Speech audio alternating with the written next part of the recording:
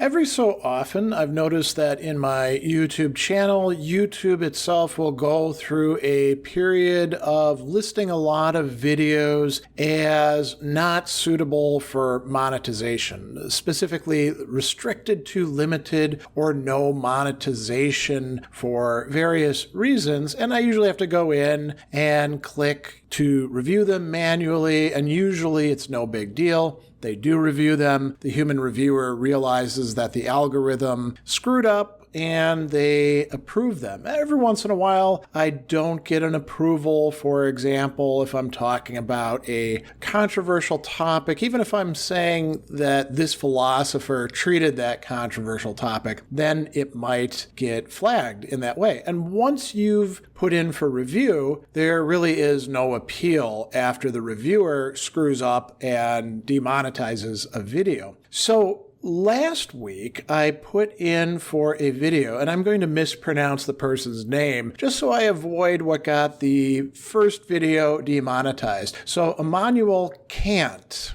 So I'm saying Kant there, noting that many people don't pronounce it that way. I don't usually pronounce it that way, and the many videos that I've shot on him, I haven't pronounced it that way, but I'm going to say it that way. So I did a talk recently about Immanuel Kant, and then the video got flagged, and I asked for a review, and as you can see, I got an email from YouTube which said, after manually reviewing your video, we've confirmed it isn't suitable for all advertisers. As a result, it will continue to run limited or no ads. And so I was like, well, what's this about? What could they possibly have objected to within this video, which is about history and about this guy, Kant, who is, quite an interesting fellow in many respects. So I looked at what the human reviewer, and who knows who this human reviewer is. It might not even be a human reviewer for all we know. We're just taking YouTube's word for it. They said inappropriate language. Now, did I use any inappropriate language in this public talk? I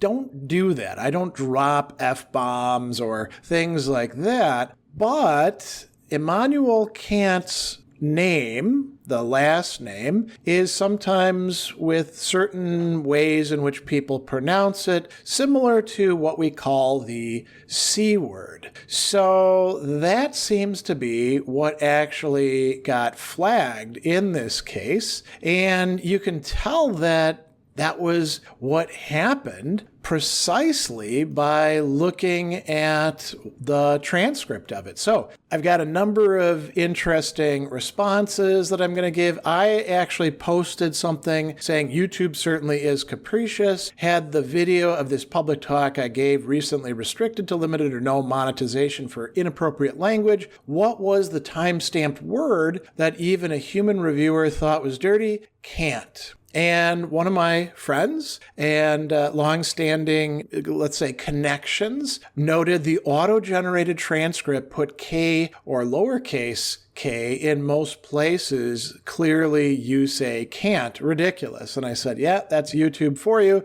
They don't like the K word. That was what triggered the demonetization, and that's what allowed them to say that it was confirmed by review. We have another person who said, just another Freudian slip by our AI overlords. And I said, well, this one was confirmed by manual review, you notice. And he said, well, I didn't. So what this points to is, okay, we live in a time where we're using algorithms for all sorts of things, and usually it's pretty innocuous, but we should have human reviewers. The trouble is, if the human reviewers are just as sloppy or careless as the algorithms, that's not an improvement, now is it? So we got a couple other interesting responses where people were suggesting alternative explanations. One of these was a joke. Maybe they were thinking there is no Kant, only Khan. And I think that is probably a reference to Ghostbusters, the first movie. There's only Zool. And I said, no, they were thinking it sounds like the C word. Another person said, I think the algorithm failed to understand what Kant said and not mature enough to understand Kant's terminology, and maybe the human reviewer too was anti-Kant and maybe extend to the level of allergic. And I said, no, it's very simple. They think that Kant sounds like the C word. And he said, well, that's much more hilarious. And then finally another person said, well, maybe because Kant was racist, but there's nothing racist in the Critique of Pure Reason, and I would say it's well worth reading. And I said, that's not it. It's almost guaranteed because Kant sounds close to the C word depending on how you pronounce it. And then he said, well, I didn't think of that. Other people clearly got the reference there, the joke. One person said, in some places in countries, so we would pronounce it countries, Kant would be quite an obnoxious word for many because of the way it's pronounced. Another person said, are you seriously dropping the K word in public? And I said, yes, but I don't pronounce it like the C word.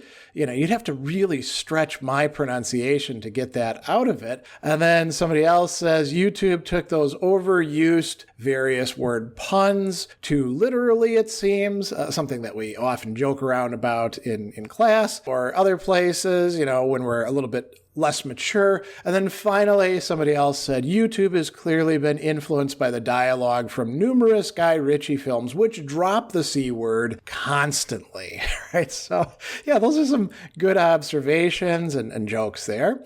We have another good joke here. Better monitor what your kids are seeing online. They might be learning about German idealism, and no parent wants to rush the materialism talk with their child. And I responded in a joking way, well, my kids are older, so not an issue with me. I mean, if you are living in a household where you actually have to have the talk about philosophical positions, you're probably in a very small minority. The last comments that I wanted to bring up were joking about various, let's call them philosophical, movements and schools. So somebody said, well, maybe they're just run by objectivists, so followers of Ayn Rand. And another person weighed in and said, yeah, objectivists do think that Kant is a dirty word, but they also have the stupidest, and in quotes, interpretation of his work. Kant is somebody who Rand gets very, very wrong. Not that she gets most philosophers right. And then I said, well, there's others who can give them a run for their money. I said, I'm not sure about that second part. Manualist Thomas takes on Kant and pretty much everyone else are pretty bad. And then he responded, well, it would be quite a contest, but the winner loses. And then I responded, when we have to spend much time on either of them, we all lose. Now, this is not bashing all followers of Thomas Aquinas. Manualism was kind of a movement that said, well, we've got it all figured out. We understand everything about philosophy. We can reduce it essentially to manuals, which we can place in people's hands, very schematic. And if you've ever read any of this stuff, you know just how bad it is. It is like Ayn Rand level bad. So, long story short, to bring this to a close, the video is going to remain demonetized. There is no further review for this. And it's,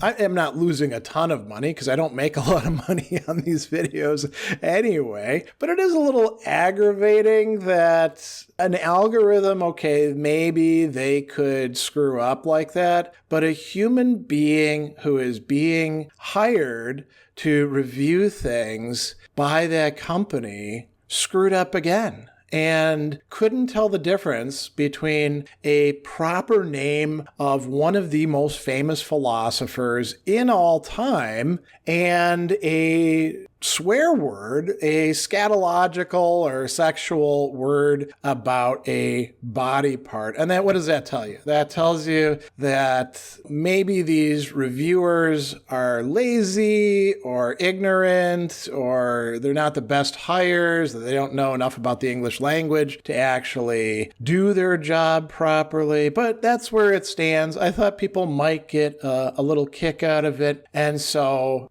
I produced this little video about that, and you can have your own reactions to it. Think about what it means. We'll see whether this video actually makes it through monetization or not. That could be an interesting test. But that is the end of the story, at least for now.